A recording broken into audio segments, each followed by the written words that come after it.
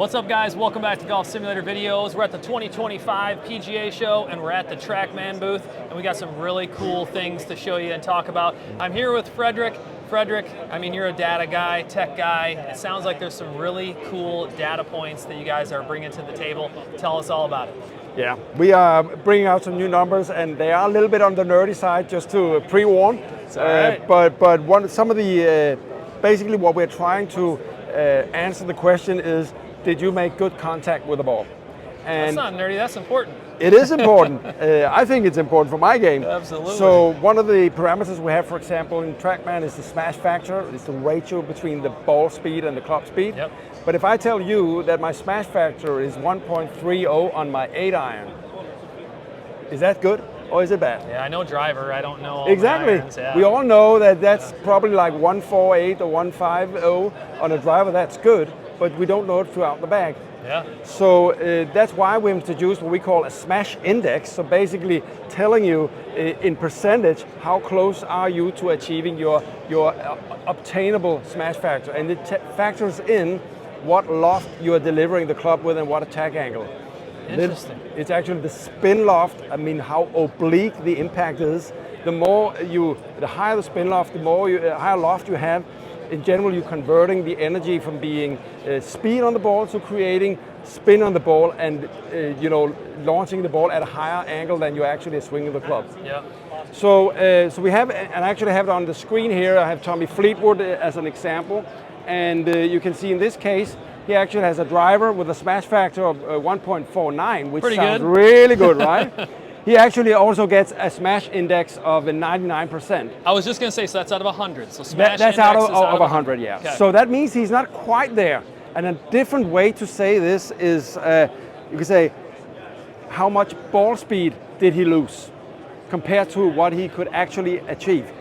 With the club speed, with the way he delivers the club, essentially it's the spin loft. Okay. And this is, in this case, he actually lost 1.2 miles per hour. It's not a lot, but that's also why the smash index is close to 100. So this, in my regards, 1 mile per hour, which converts into being something like 2 yards shorter than he could have hit this ball. That's pretty good. And if you can sum it up for viewers, what data points are affecting smash index the most? Like, what are the key points? The key points will be there is to make sure you are making a center impact, and this was center impact. There's a little twist to that because it depends on where the center of gravity, the mass is concentrated in the club head, and it sits in the middle of the club head. Yeah. That's not on the face. And when we think center impact, we're thinking of where's the ball actually impacting the center of the face. I was always told like a little high, little toe is like optimal, but it depends on the driver. Center itself, is actually right? pretty good, but if you're going to miss, you're right. Okay. You want to do it, right. Rather a little bit high and toe. Yeah. So, then you have an additional set of parameters. So this was one of them, smash index, ball speed delta. But we also have another index, what's called the spin index. That's right down here, guys. So it says 137%. 137, yeah. So how's that percentage work? That is your actual spin rate that you are getting relative to what would you have achieved had you played a standard premium ball, given the spin loft you delivered with. Interesting. So in this case, if we go a little bit deeper into this one here, and again we can express this as being, now it is a driver, so he has like 2,500 RPM spin rate. So it is a pretty good spin rate, but actually because he has the low spin loft that he actually has, this is 700 RPM more than you would have expected. But there are some of the reasons why is we can see his impact location. Yeah. He's actually hitting it 3 millimeter further down, and we know when you're hitting it low on the face, you are having the club head will basically de-loft during impact, and that because of it's called gear effect. Then the counteraction of the ball is to rotate the other way around, actually increase the spin rate. I know that quite well, Fredrik, because if you watch some of my videos, I hit so far up with driver. When I hit high on the face, I swear to God, I had a day where I was hitting such low spin, people were questioning. They're like, you can't spin a ball at 900 RPM. And I'm like, Oh, I can. can. You can. And when in real life, I can watch the ball fall out of the sky. Yeah. You know, and if you hit that shot with the new parameters, your spin index is maybe 70% or something like that, and it will tell you a minus here that you actually, because of the high impact, now you have the club head opening or increasing its loft, and thereby you can say creating top spin on the ball or subtracting from the backspin you already had. So maybe you will find out that you are averaging, if your impact location in general sits a little bit higher on the face, that you have a spin index that are below 100. Yep. If you have a tendency to impact it on the, on the bottom of the club, you will see a more positive spin index. Makes total sense. And I didn't mention that before, but now we look this on the driver. But you could this goes through any club in the bag. I mean, it's including wedge short game shots, and actually, particular like short game. The spin index is super important, because if you want to create spin on the ball to stop the ball for that if it's a low sipping shot you want to do, you really want to know about this. But also the tendency of impacting the ground before you impact the ball is also much more likely to happen on those type of shots. Sure. And that is another way how you see your smash index drop. Is if you hit the ground ever so little in front of the ball, you'll see a reduction of your smash index. Wow, that's really cool stuff. I mean, I can see this being implemented, correct me if I'm wrong, but I mean, even a fitter, could just be using shafts and seeing a factor in a really easzy way, different way to understand the spin and end game of what they're installing. Balls, using different balls. Different balls. I mean, if you play a more spinny ball than normal, you will see the spin index go up. If you play a ball that is not as hot, you'll see that drop also on the smash index. Interesting. So there's definitely fitting applications of this. I think a huge thing we'll see. I can't wait to put this in the hand of the tour players actually. Sure. And that's primarily the spin index they will be looking at, because if you're hitting shots off, whether it's from the rough or it's a little bit of moisture on the fairway, basically a wet ball, what happens then is the friction between the club and ball is reduced. And you will see that instantly on the smash index. And that's actually quite crucial, because that means that as a player you have to be able to judge the situation.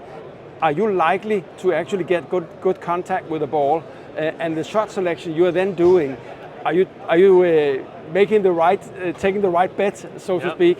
Or if you have a wet ball, I mean, if you're trying to use spin to stop the ball, you will be failing, guaranteed. Yeah.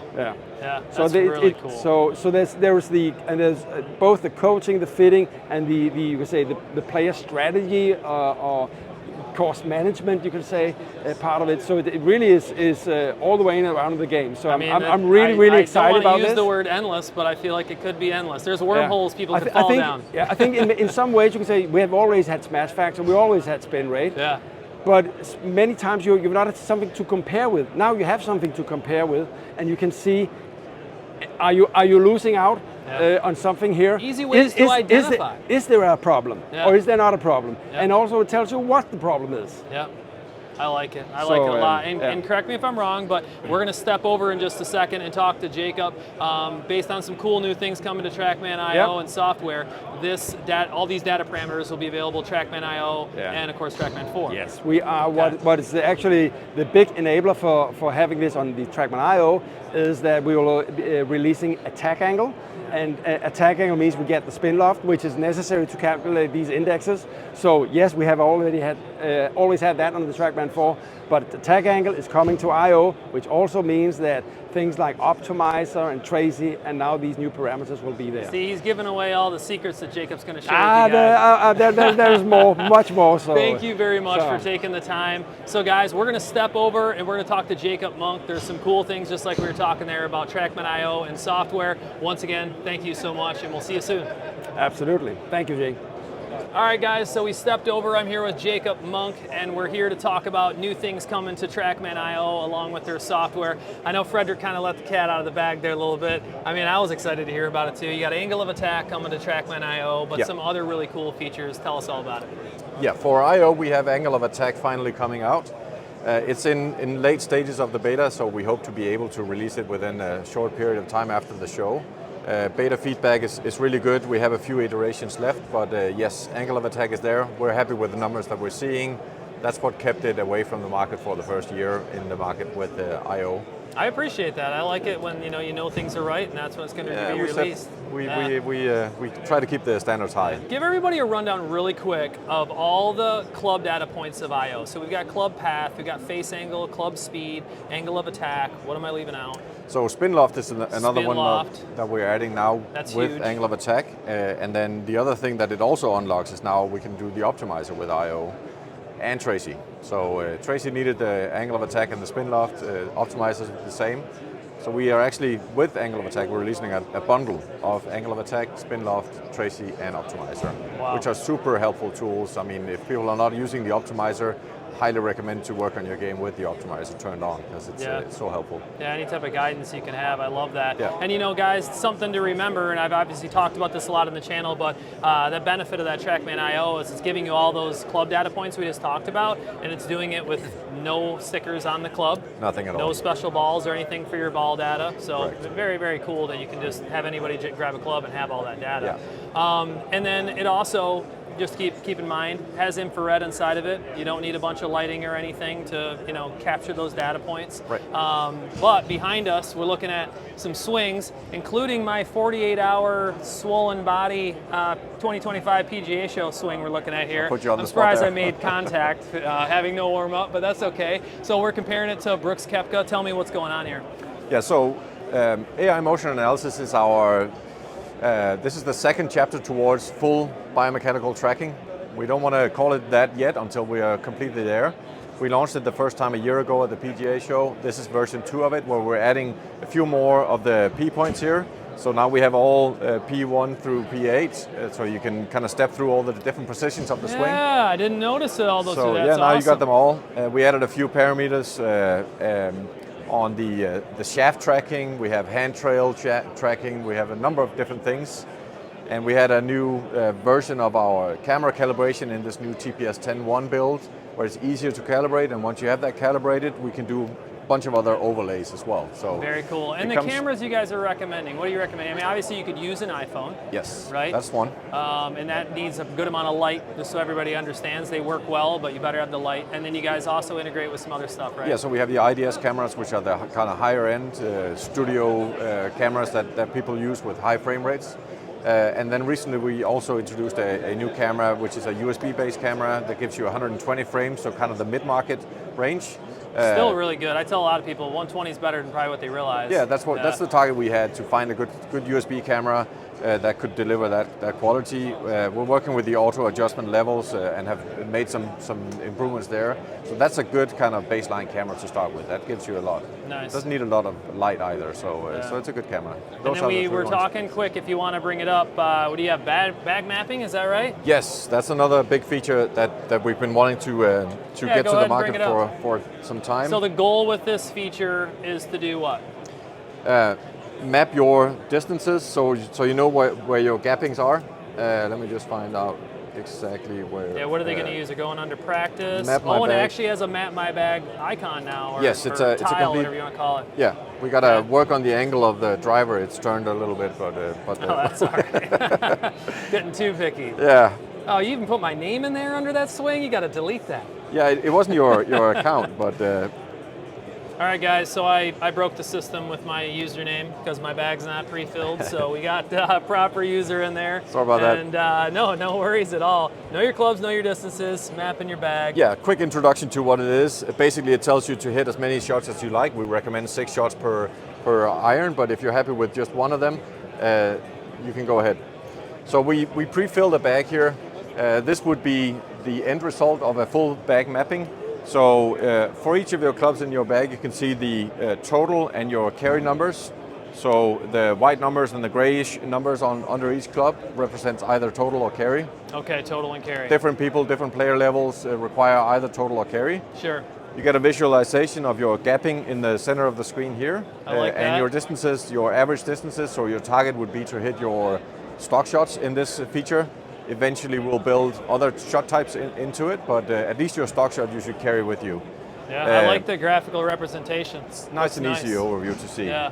And basically, if we were to proceed here, I can go in at any point and just add more shots or keep hitting. So if I keep hitting, see we have 6 shots loaded already. I can add a 7th one. And so 6 is kind of the baseline, right? We think we need 6. We believe that's the right number for us. And if you hit a bad one, you should delete it. You know, you should probably delete it. And if you hit that, you flush that 7 iron and say that's my 7 iron, and you're happy with that, you can only just leave it with that. Makes total sense. And it's built on the same range as you know from other features, so it's an easy way to understand everything. Yeah, absolutely. Yep. I love that. Anything else that we're missing? That was a lot of stuff. It is. I mean, one thing that excites me a lot is we're democratizing our Performance Center a little bit. Performance Center was a news last year where you could compare your game and your approach shots to Tour Pros, so you get your strokes gained averages compared to Tour Pros. I've messed with that. That can give you a lot of red numbers. You've tried it yourself. We're democratizing that a little bit, and so now you can play up against your different handicap groups. So all the way up to handicap 15, you can select the handicap group that you want to play against and see how your game stacks up. But the rest of the feature is more or less the same. So yeah, give those goals to chip away at. It's a super practice drill to go through that Performance Center, for sure. I like that. I think we've covered everything. I mean, VG3 is still plowing away. We're adding more and more courses. We have some good ones coming up as well. If you guys haven't seen those videos on BG3, check them out. I did a 9-hole round at a Hong Kong golf club. We were talking about that. It's just really, really cool. You know, lots of detail and everything. So if you haven't seen those, you know, check them out. But thank you so much for taking the time, Jacob. Always a pleasure. Guys, we're at the 2025 PGA Show. You know, stay tuned. There'll be a lot more coming soon.